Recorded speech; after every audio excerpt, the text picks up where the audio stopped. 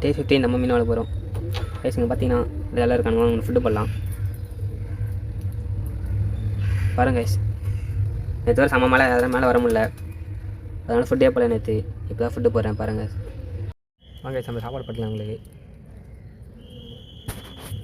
இல்லை கைஸ் எல்லாம் பயந்து பேர் காணுங்க.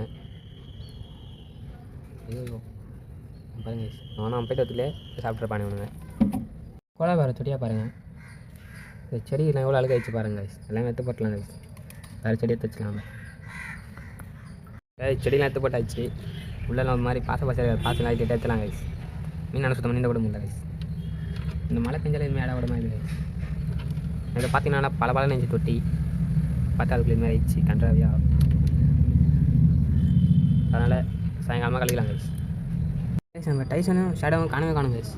தூரம் காணும் கைஸ். அவனுக்கு தொட்டி அந்த அளவுக்கு எவ்வளோ ஆயிடுச்சு கைஸ்.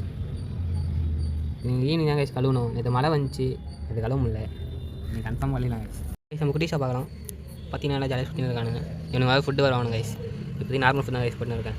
கொத்தூருக்கு போனால் ஃபுட் வாங்கி வரணும் கைஸ்.